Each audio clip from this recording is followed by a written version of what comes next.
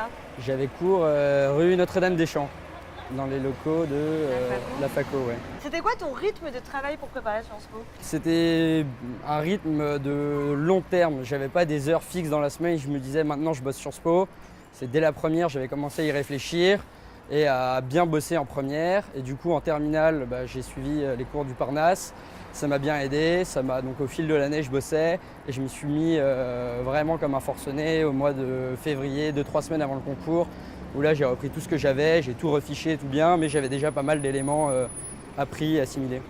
Et justement, tu as fait quoi comme prépa? Tu étais là le week-end? Moi j'avais suivi les modules de vacances, donc en Toussaint et Noël de terminale, parce que le week-end je pouvais pas parce que j'avais cours le samedi matin avec mon école, donc ça aurait pas été tenable. Mais donc voilà, le module de vacances était bien justement, une semaine on bossait avec la prépa et après je me reposais une semaine pour repartir d'attaque pour le lycée. Et c'était un très bon choix et ça m'a permis de concilier et la prépa et le lycée sans que l'un empiète sur l'autre. C'est même plutôt complémentaire parce qu'en fait tout ce qu'on fait avec la prépa nous sert vachement au lycée pour la terminale, pour le bac, que ce soit sur la méthode, les connaissances, la culture générale.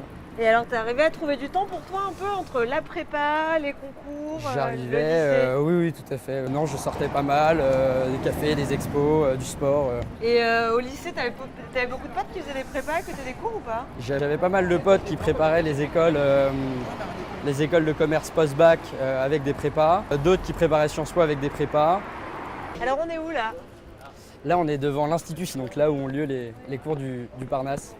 Et du coup, c'était là que tu étais pendant tes week-ends? Pendant mes stages, ouais. Et d'ailleurs, vous étiez combien en classe? Une petite dizaine, donc c'est parfait parce que chacun se sentait à l'aise de participer et c'était assez interactif du coup les cours avec un nombre comme ça. Est-ce que tu as une petite anecdote de la prépa? Non, moi ce qui m'a marqué c'est surtout mon premier concours blanc en allemand où au bout des 5 premières minutes j'ai compris que je pourrais pas choisir ça.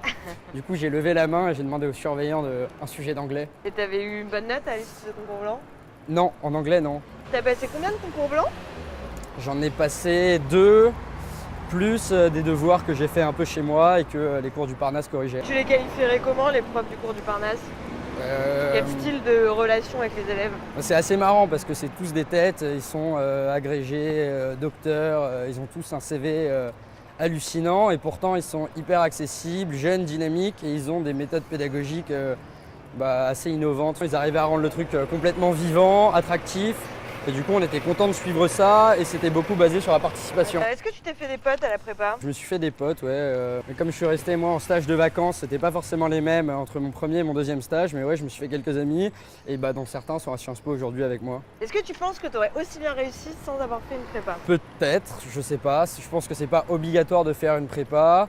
Pour le contenu académique, je pense que j'aurais pu réussir, mais la prépa a l'avantage déjà de rassurer, d'encadrer et plus que forcément vraiment sur le contenu pédagogique, c'est vraiment sur l'encadrement. Chaque semaine, on a des revues de presse qui nous facilitent vraiment le travail. On n'est pas obligé d'ouvrir tous les journaux tous les jours puisqu'on a une synthèse chaque semaine. On est vraiment aidé sur la préparation du dossier. On a un tuteur pour la lettre.